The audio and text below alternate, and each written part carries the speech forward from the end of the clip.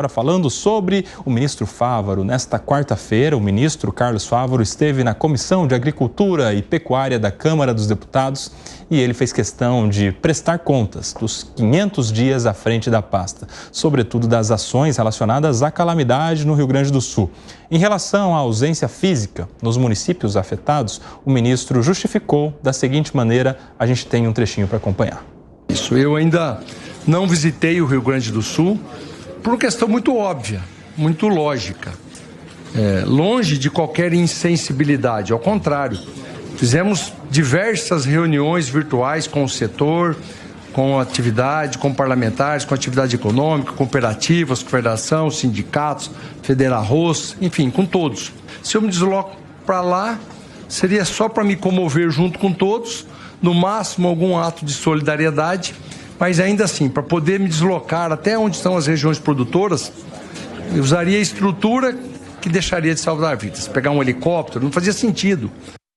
A polêmica envolvendo a importação de arroz, o ministro Fávaro também se manifestou, a gente vai acompanhar.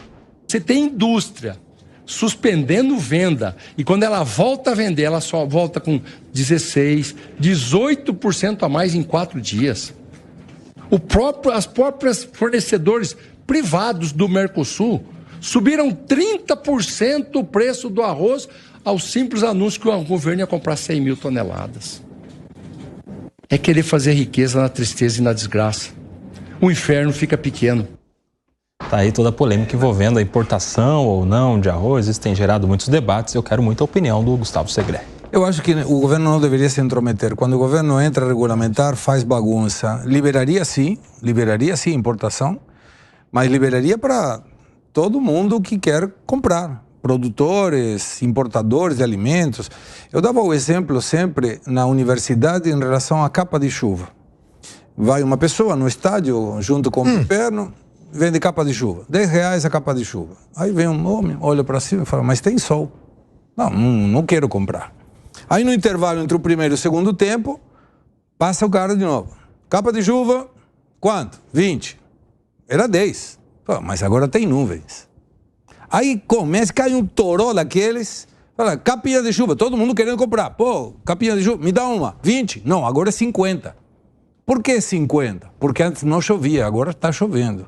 Quando você tem uma demanda, mesmo que seja mantida ou aumentada com uma oferta restrita, o preço vai subir. Isso é uma questão econômica, simples, clara, automática.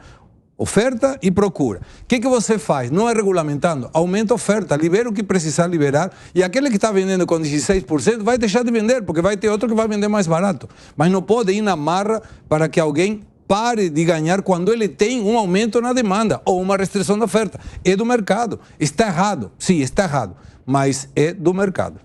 Fala, Gani. Esse exemplo do Segré é perfeito. Na verdade, são questões de mercado que a gente não controla, né? A gente não está aqui entrando numa questão moral. É assim que funciona. E como é que você combate isso? Aumentando a capacidade de oferta. Como é que você aumenta a capacidade de oferta?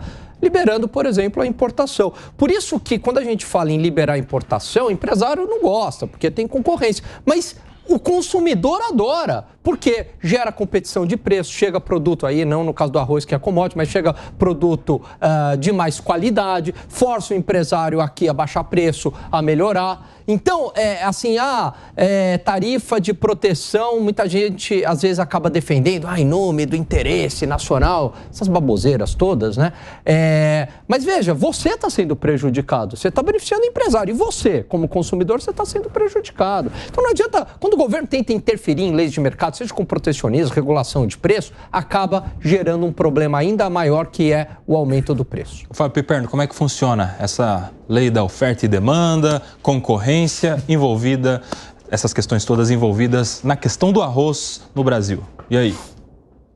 Se há esse aumento de preço por conta desse choque de oferta, corta a tarifa de importação e compra de tudo quanto é lugar. Libera para comprar em qualquer lugar do mundo. Óbvio. Liberal. Ele é o Hayek falando. Mas veja. Acho que o Paulo Guedes falaria a mesma coisa. Paulo Guedes, olha, o MBL também tem uma definição sobre o guedismo que eu estava tentando encontrar, que é um negócio maravilhoso. Maravilhoso. Com o advento da tragédia chamada governo Bolsonaro, esse liberalismo tomou uma forma particularmente politicamente submissa e execrável, que sintetizamos em uma expressão, o guedismo, que seria baseado na ideia cômoda de que se você privatizar tudo e reduzir o Estado, todos os nossos problemas vão misteriosamente se dissipar. Isso não é coisa de gente da esquerda, não. É do livro do MBL. E aí, ô Dávila? Olha, a lei de mercado é muito simples. Não houve um problema de oferta e de demanda. Aliás, os plantadores de arroz no Rio Grande do Sul disseram que já tinham colhido 70% da safra. Eles produzem 87% do arroz do Brasil. Então, ia continuar garantindo a mesma coisa. E o Brasil costuma importar 25% a 30% do arroz. Então, estava tudo de acordo com a lei de mercado, mesmo que tinha acontecido no Rio Grande do Sul. Só que o governo, para fazer demagogia, pulou para dizer que não houve um grande problema lá na produção de arroz no Rio Grande do Sul, sem ter falado, evidentemente, com quem planta arroz. E isso fez o preço subir, porque aí o governo disse que ia mercado comprar. Quando ele deu esse sinal, começou a aumentar o preço. Então, essa indignação que o ministro Fávaro manifesta, que subiu 30%, porque o governo fez um anúncio totalmente descabido. Porque não haveria risco de desabastecimento de arroz, segundo os próprios plantadores de arroz do Rio Grande do Sul, que garantem 87% da... Assim, mas é assim sim. Não, eles, assim, primeiro, eles não têm como garantir escoamento se não tem estrada. Eles não têm como garantir o que está armazenado. Tá, o arroz eles dizem assim, não tinha problema naquele momento. Quem criou o problema foi o governo para dizer que ia ter problema. Não é assim que se faz. Espera a coisa acontecer. Não precisa antecipar. Porque isso que acontece faz, o mercado antecipa e aumenta preço. É um absurdo. Foi feito mais uma demagogia nas costas e quase que é a gente que vai ter que pagar essa conta do aumento do preço do arroz, que começa a faltar arroz. Aliás, aqui em São Paulo mesmo, as pessoas estão estocando arroz no supermercado com medo. Olha só o pânico que se cria quando o governo intervém de forma desastrosa no mercado. Não tinha que ter feito absolutamente nada disso. Tinha que ter calculado essas ações com os produtores de arroz no Rio Grande do Sul, sem ter que fazer nenhuma marola. Isto é que é um governo sério, que não é o caso desse. Não. É esse o problema. Se colhe 87% não são 100%. E um país já tem que exportar mas já importa. Então já tem importa, uma... todo ano importa 20%, 30%. Com 100%, Dávila, com 100% colhidos e escoados, já ia ter que importar. Com 87% colhidos, mas não escoados, porque, primeiro, tem o problema de logística, não tem como sair de lá. O Piper, espera. Coisa, não tem que ficar antecipando. Coisa, ainda eles não conseguiram informar o volume de perdas do que estava armazenado, porque também já há relatos de que parte, né, das safras, e não só do arroz, que estavam armazenados foram perdidos.